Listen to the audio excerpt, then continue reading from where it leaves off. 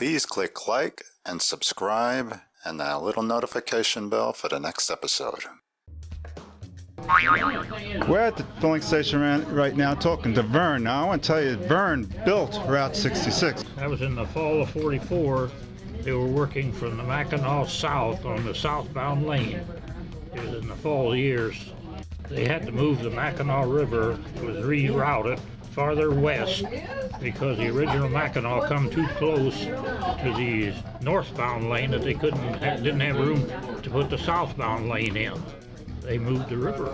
Talking to Bob and Yvonne. Now, Bob and Yvonne have a very interesting story. They got engaged on Route 66. Well, I think it was May of 1964, and we were sitting out there, and I asked her to marry me.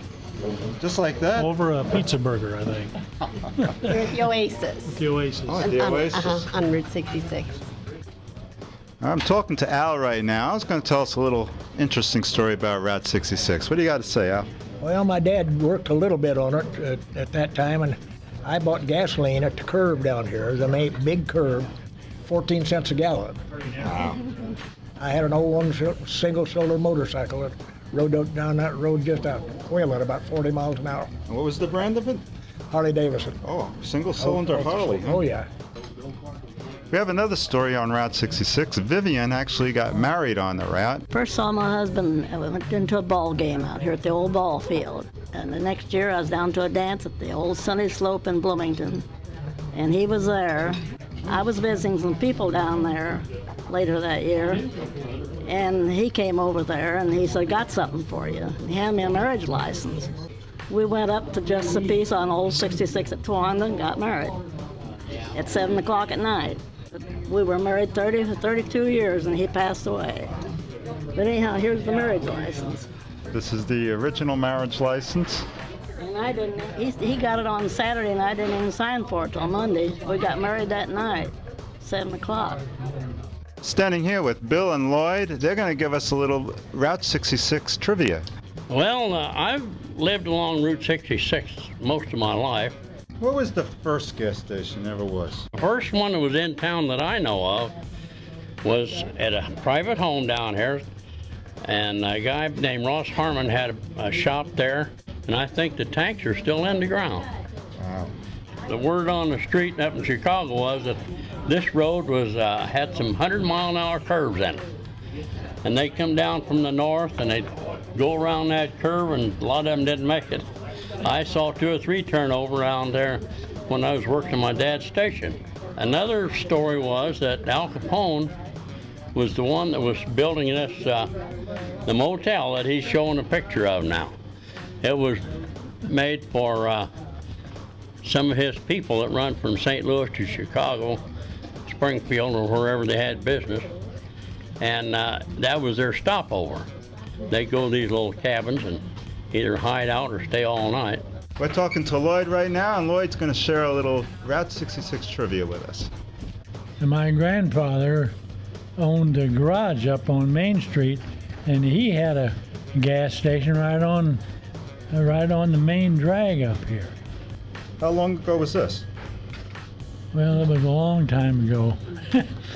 I would say 50 years ago. 50 years ago. Yeah. Now we're talking to Janice Elder. I wanted to say that when the road first became a hard road, it was number 4. And 2 men that were engineers came here to help start building it. Each of them married a girl from Lexington, and they lived many years here. We're sitting with Margaret right now, and Margaret was working at the Oasis, and she's going to tell us a little story about that. Well, it was my first job. Jobs weren't easy to get for teenage girls, particularly back then. There weren't very many jobs to be had. So we were hired as waitresses by the Winterlands, Arlene and Elmo. And they were pretty strict bosses, but they were a great first job for a kid to have. We had to make ice cream cones and sundaes interminably. After the Little League ball games, the Oasis would be just mobbed by kids. And what year was this?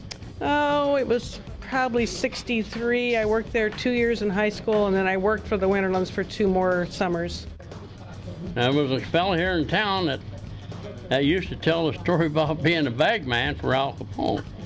And they found out one time he lost a bag or something. They found out that Al had a hit on him, and he's told us every once in a while about his favorite thing was to say, grab a handful of boxcar and left town. So he had quite a story, and he'd tell it to anybody that wanted to listen. I heard him quite a bit. His name was Kenny Perry.